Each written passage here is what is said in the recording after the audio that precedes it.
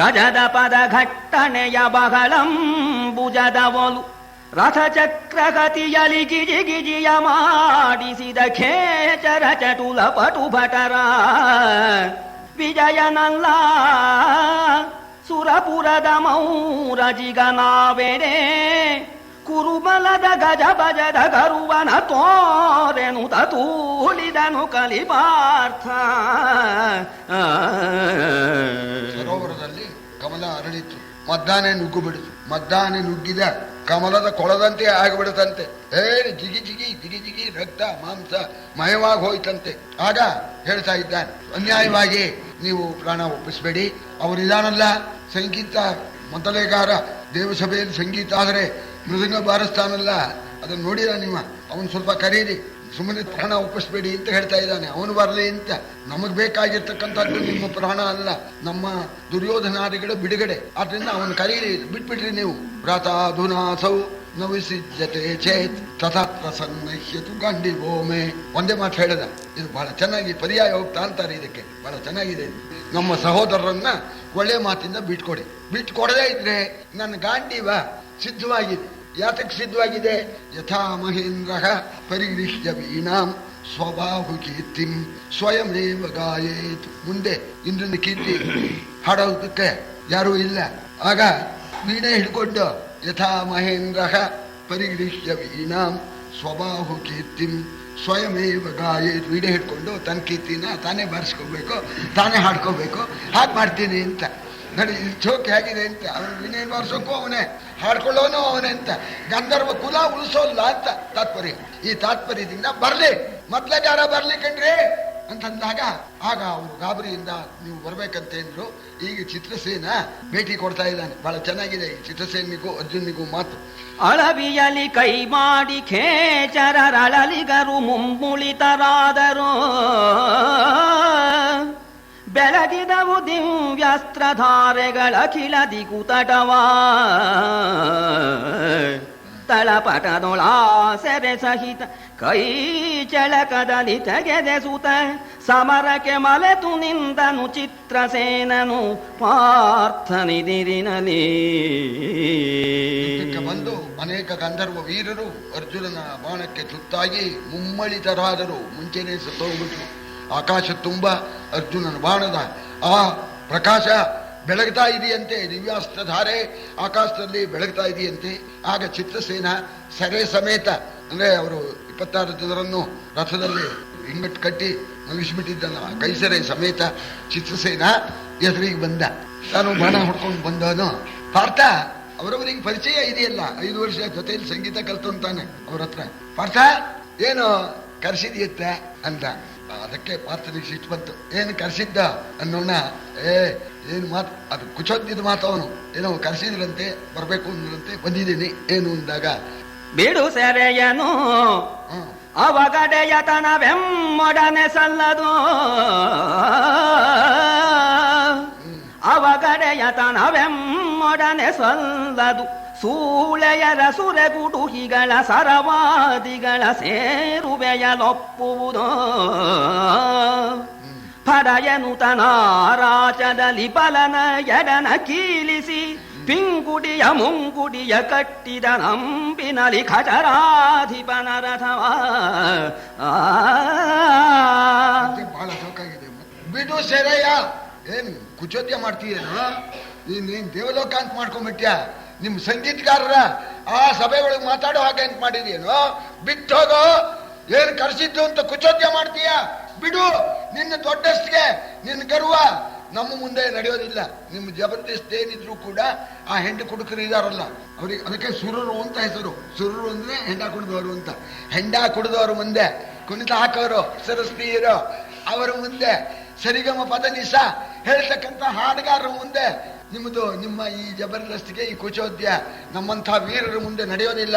ಬಿಡ್ತೀಯೋ ಇಲ್ವೋ ಹೇಳುವಂತ ಬಾಯಲ್ಲಿ ಮಾತಾಡ್ತಾ ಎಡನ ಬಲನ ಮುಂಭಾಗವನ್ನ ಹಿಂಭಾಗವನ್ನ ಬಾಣಗಳಿಂದ ಶರಪಂಜರದಿಂದ ಬಿಗಿದು ಬಿಟ್ಟ ಅಂತ ಮಾತಾಡ್ತಾ ಸುತ್ತಲೂ ಬಂದು ಶಹ, ಈ ಶತ್ರುಲಿಂಗನ ಹತ್ರ ಹೇಳ್ತಾಳ, ಸುತ್ತಲೂ ಶಹ ಕೊಟ್ಬಿಟ್ಟ. ಮಾತಿಗೆ ಮಾತು. ನೂಕದಿರಲಾಗವಕೆ ಸಮ್ಮುಖವೇಕೆ ಎನ್ನುತ್ತ ಹತ್ತಿರನು ಗಗನವನು. ಆ ಕಿರೀಟಿಯ ಗೆಲುವೆನೆಂದು ಉಬ್ಬರದ ಬೊಬ್ಬೆಯಲಿ ಎಲ್ಲ ಇವನ ಮಾತಾಡ್ತಾ ನಾಲ್ಕು ದಿಕ್ಕು ಬದಲು ಮೇಲ್ಗಡೆ ಜಾಗ ಇದೆ, ಇವನಲ್ಲಿ ಯುದ್ಧ ಮಾಡಿ ನಾವು ಗೆಲ್ಲೋ ಹಾಗಿಲ್ಲ. ಆಕಾಶಕ್ಕೆ ಹಾರಿ ಬಿಟ್ರೆ ಇವೇನ್ ಮಾಡೋ ಹಾಗಿದ್ದಾನೆ ಅಂತ ಮೇಲೆ ಖಾಲಿ ಇತ್ತಲ್ಲ, ಇವನ್ ಗೆದ್ದು ಬಿಡ್ತೇನೆ ಆಕಾಶಕ್ಕೆ ಹಾರಿ ಅಂತ ಹೇಳಿ ಗರ್ವದಿಂದ ಇವನತ್ರ ಯುದ್ಧ ಮಾಡೋಕೆ ಸಾಧ್ಯವಿಲ್ಲ ಅಂತ ಆಕಾಶಕ್ಕೆ ರಥ ಹಾರಿಸ್ಬಿಟ್ಟ. ಮೇಲ್ ಜಾಗ ಇತ್ತು ಅಂತ ಹಾರಿಸೋಣ. ನಾಕ ನಿಲಯರ ಮಾರ್ಗದೊಳಗೌ ವ್ಯಾಕುಲನು ಭುಲ್ಲೈಸಿದೊಡೆ ಲೋಕೈಕ ವೀರನಲಾಧನಂಜಯನು ಲೋಕೈಕ ವೀರನಲಾಧನಂಜಯನು ಅಡರಿದನು ನಭವ.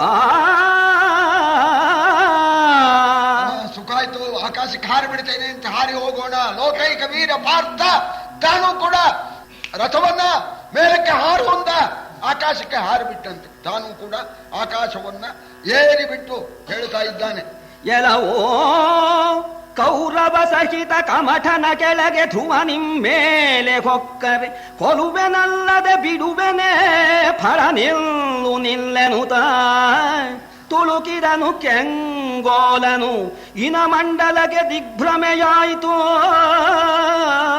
ನಭದಲ್ಲಿ ಸುಳಿವ ಸುರರ ವಿಮಾನದದಿ ಚೆಲ್ಲಿದವು ದೆಸೆ ದೆಸೆಗೆ.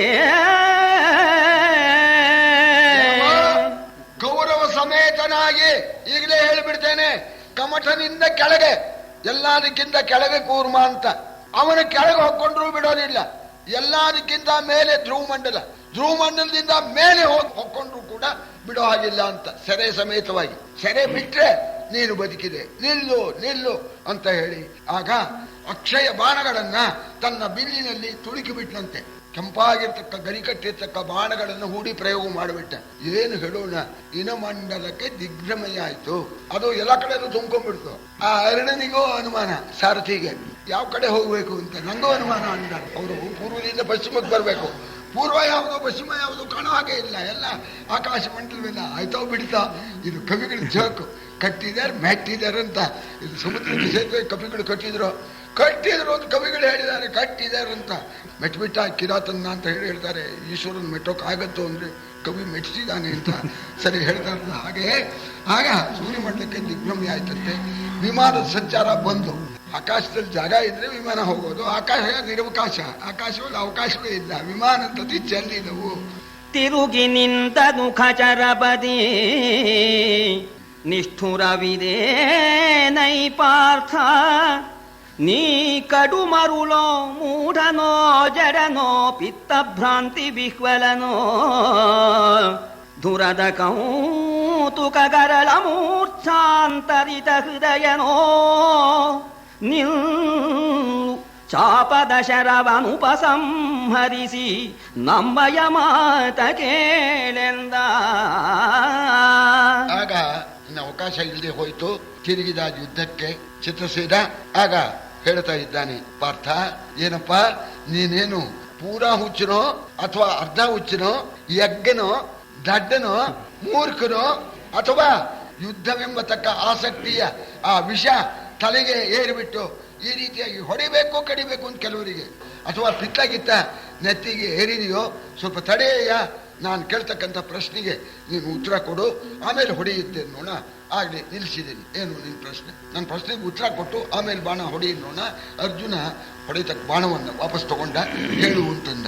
ಈಗ ಚಿತ್ರಸೇನೆ ಕೇಳ್ತಾನೆ ಅರ್ಜುನನ್ನ, ಹುಲಿಯ ಮುರಿದೊತ್ತಿದೊಡೆ ಪಶು ಸಂಕುಲಕ್ಕೆ ಸಂಕಟವೇನು? ವಾಯಸ ಕುಲವ ಕೈ ಮಾಡಿದರೆ ಕೋಟಲೆಯೇನು ಕೋಗಿಲೆಗೆ? ಖಳರ ಕೊಪ್ಪರಿಸಿದೊಡೆ ಸುಜನರ ತಲೆಗೆ ವೇದನೆಯೇನು? ಖಳರ ಕೊಪ್ಪರಿಸಿದೊಡೆ ಸುಜನರ ತಲೆಗೆ ವೇದನೆಯೇನು? ಕೌರವ ಕುಲವನದ್ದಿದರೆ ಏನು ಜಠರದ ಶೂಲೆ ನಿನಗೆಂದ?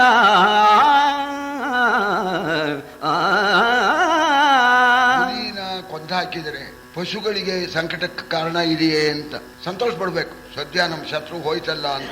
ಅದೇ ರೀತಿ ಕಾಗೆಯನ್ನು ಹಿಡಿದು ಹಾಕಿದರೆ ಕೋಗಿಲಿಗೆ ಸಂಕಟವಿಲ್ಲ. ಆ ಪ್ರಕಾರವಾಗಿ ಈ ದುಷ್ಟರನ್ನ ಬಡಿದು ಹಾಕಿದರೆ ಸಜ್ಜನರಿಗೆ ಸಂಕಟಕ್ಕೆ ಕಾರಣವಿಲ್ಲ. ದುರ್ಯೋಧನ ಮಹಾಪಾಪಿ, ನಿಮಗೆ ಅನ್ಯಾಯ ಮಾಡಬೇಕು ಅಂತ ಬಂದಿದ್ದ, ಅಹಂಕಾರ ಮಾಡಿ ತನ್ನ ವೈಭವ ಪ್ರದರ್ಶನ ಮಾಡೋಕೆ ಬಂದಿದ್ದ. ಅಂಥವನ್ನ ನಾವು ಬಡಿದ್ರೆ ನಿನಗ್ಯಾಕೋ ಹೊಡ್ಸೂಲಿ ಬಂದವ್ರು ಮಾಡೋ ಹಾಗೆ ಮಾಡ್ತಾ ಇದೆಯಲ್ಲ ಅಂತ ಹೇಳಿ ನೋಡು, ಇಂಥ ಕೆಲಸ ಮಾಡಬಾರ್ದು.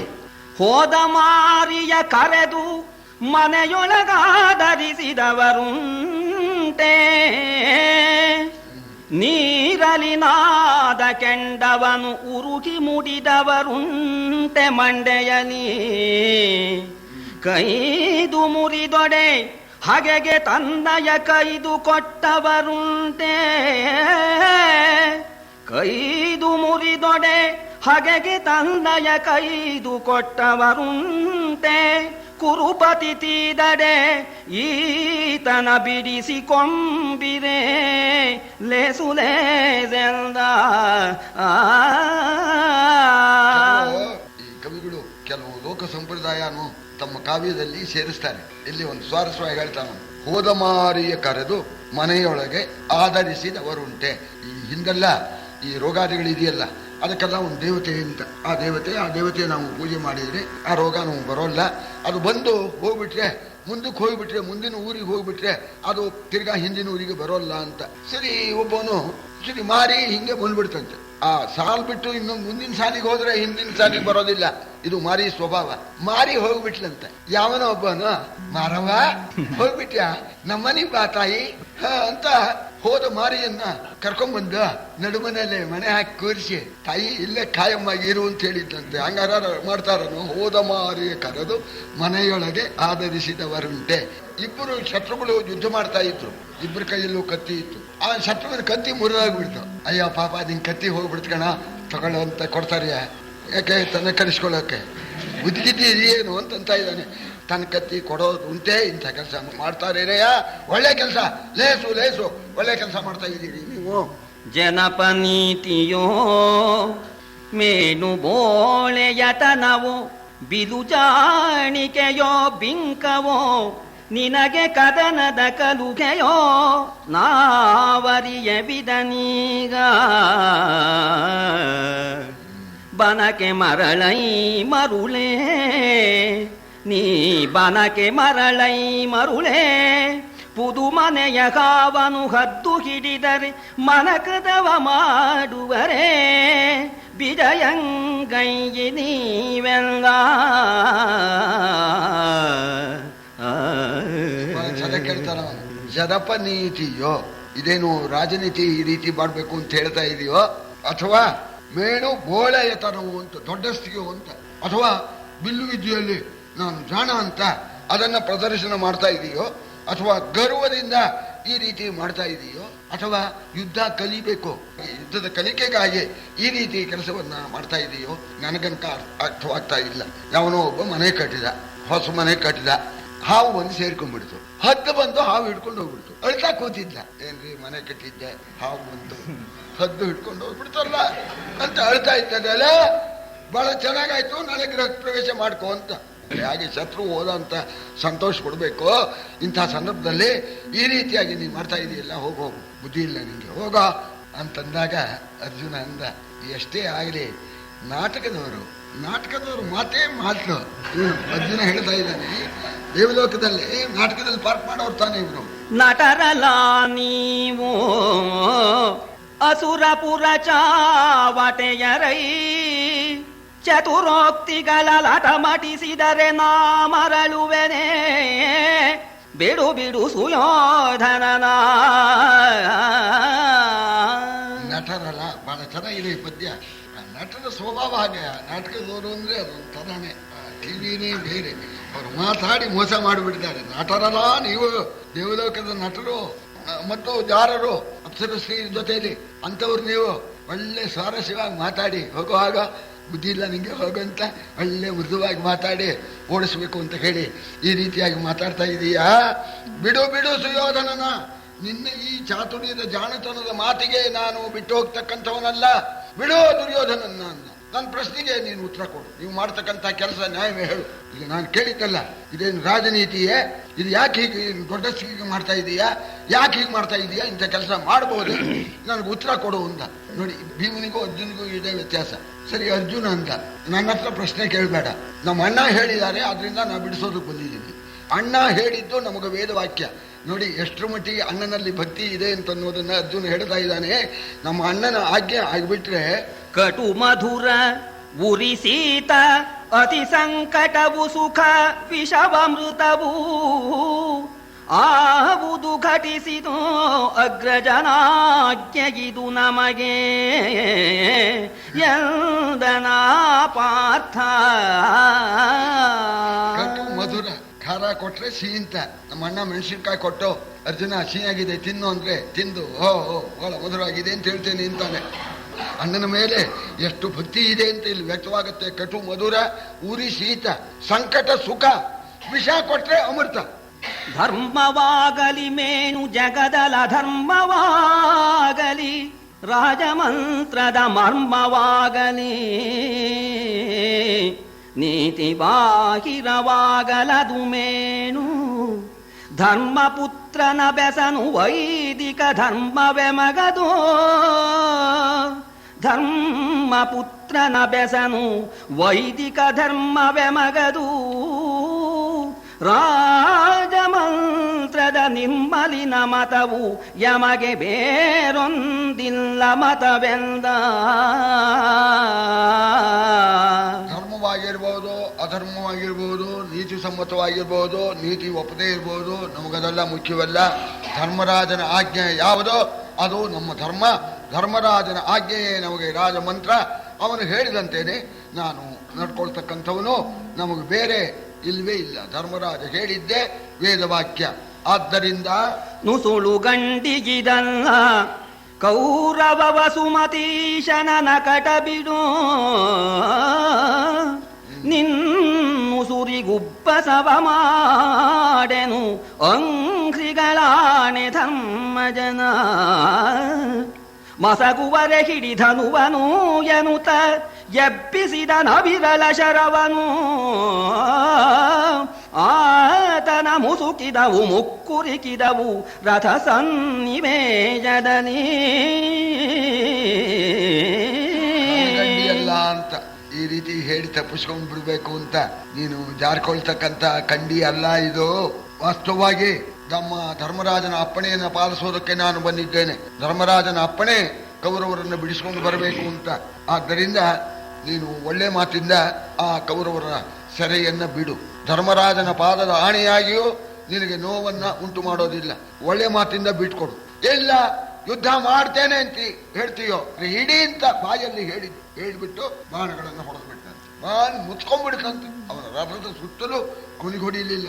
ರಥವನ್ನ ಮುಕ್ಕರಿಸ್ಬಿಡ್ತು, ತುಂಬ್ಕೊಂಡ್ಬಿಡ್ತಂತೆ ರಥದ ಸುತ್ತಲೂ ಕೂಡ. ಅವನಿಗೆ ಹೊಡಿಲಿಲ್ಲ. ನೋಡು ಇದೇ ಮಾತು ಅಂತಂದಾಗ ಆಗ ಚಿತ್ರಸೇನ ಹೇಳ್ತಾನೆ, ಧರ್ಮರಾಜನ ಅಪ್ಪಣೆಯಿಂದ ನೀನು ಈ ಕೆಲಸಕ್ಕೆ ಬಂದಿದೀಯಾ? ನಾವು ಬಂದಿರೋದು ಯಾಕೆ ಇದ್ರೆ ಕೋಲ ಬರಿದೆ ಬಿಯ ಮಾಡದಿರೋ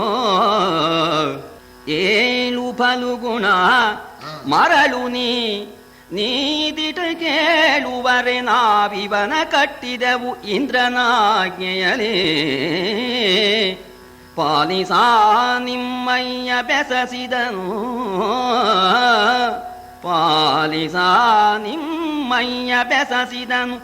ಏಳಿಸದೆ ಕೇಳೆನಲು ಕೆಂಗರಿಗೋಲ ತೂಗುತ ಪಾರ್ಥ ನುಡಿದನು ಚಿತ್ರಸೇನಂಗೆ. ಬಾಣಗಳು ಜಾಸ್ತಿ ಇದೆ ಅಂತ ಸುಮ್ಮನೆ ನೀವು ವ್ಯರ್ಥವಾಗಿ ಪ್ರಯೋಗ ಮಾಡಿ ಹಾಳು ಮಾಡ್ಕೊಳ್ಬೇಡ ಅರ್ಜುನ. ಸ್ವಲ್ಪ ಹುಚ್ಚಿನಂತೆ ವರ್ತಿಸ್ಬೇಡ. ಸ್ವಲ್ಪ ನನ್ನ ಮಾತು ಕೇಳು. ಯಾರ ಅಪ್ಪಣೆಯಿಂದ ನಾನು ಬಂದಿದ್ದೇನೆ ಅಂತ ಅನ್ನೋದನ್ನ ಸ್ವಲ್ಪ ಹೇಳ್ತೇನೆ ಕೇಳು.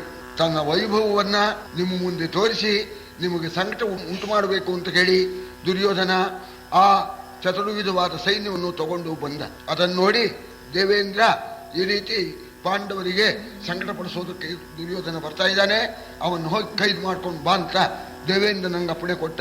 ನಿಮ್ಮ ಹಿತಕ್ಕಾಗೇನೆ ನಿಮ್ಗೆ ಸಂಕಟ ಪಡಿಸ್ತಾನಲ್ಲ ಅಂತ. ಇಂದ್ರನ ಅಪ್ಪಣೆಯಿಂದ ಇವರನ್ನ ನಾನು ಕಟ್ಕೊಂಡು ಹೋಗ್ತಾ ಇದ್ದೇನೆ. ನೋಡಪ್ಪ, ನಿಮ್ಮ ಅಪ್ಪ ಇಂದ್ರಲೋಕದಲ್ಲಿ 5 ವರ್ಷ ಇದ್ದೆ. ಇಂದ್ರನಿಂದ ವಿದ್ಯಾಭ್ಯಾಸ ಕೂಡ ಪಡೆದಿದೀಯ. ನಿಮ್ಮ ಅಪ್ಪನ ಅಪ್ಪಣೆಯನ್ನ ನೀನು ಪಾಲಿಸು. ನೀನು ಇನ್ನು ನಾನು ಬರ್ತೇನೆ ಅಂದಾಗ ಅರ್ಜುನ ಕೆಂಗೋಲ ಗರಿಯನು ಕೆಂಗರಿಗೋಲ ತೂಗುತ ಪಾರ್ಥ ನುಡಿದಿಂದ ಜೋಗು ಕೆಂಪಾದ ಗರಿ ಕಟ್ಟಿರ್ತಕ್ಕ ಬಾಣವನ್ನು ತೂಗುತ್ತಾ ನಿಮ್ಮ ಅಪ್ಪನ ಆಜ್ಞೆಯನ್ನು ಪಾಲಿಸು, ನಾನು ಬರ್ಲೆ ಅನ್ನೋಣ.